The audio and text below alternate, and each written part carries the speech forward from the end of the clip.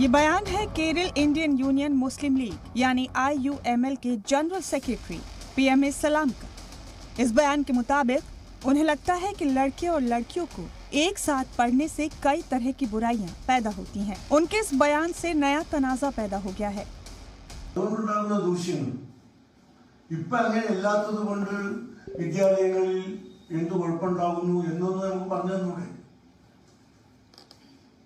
Liberalism വിദ്യാലയങ്ങളിലേക്ക് കൊണ്ടുവരാനുള്ള ശ്രമം അതിനെയാണ് ഞങ്ങൾ എതിർക്കുന്നത്. അത് കേവലം ഒരു വസ്ത്രത്തിന്റെ പേരിലൊന്നുമല്ല.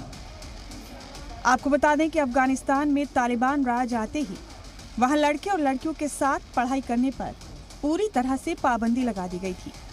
इतना ही नहीं, यूनिवर्सिटीज में अफगान लड़कियों की पढ़ाई पर तुरंत रोक लगा दी गई थी। हालांकि केरल मुस्लिम लीग के लीडर बेटियों को अलग तालीम देने के हक में है। उनका कहना है कि जवान हो रहे बच्चों का साथ बैठना ठीक नहीं है। मुस्लिम लीग के लीडर PMA सलाम केरल सरकार से इस पॉलिसी को वापस लेने की मांग भी कर रहे हैं, जबकि केरल सरकार जेंडर न्यूट्रल यूनिफॉर्म पॉलिसी जबरदस्ती थोपने से इनकार कर चुकी है।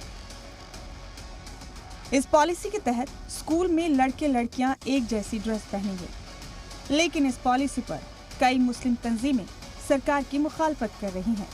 यहाँ एक बात और देखने वाली कि केरल में तालीमी निज़ाम पर बहुत जोर दिया जाता है। केरल भारत की पहली रियासत भी है जहाँ तालीम का मयार पूरे मुल्क में सबसे बेहतरीन माना जाता है। ऐसी रियासत में इस तरह के बयान से कई तरह के सवाल पैदा होने लगे हैं। ब्यूरो रिपोर्ट, जी मीडिया।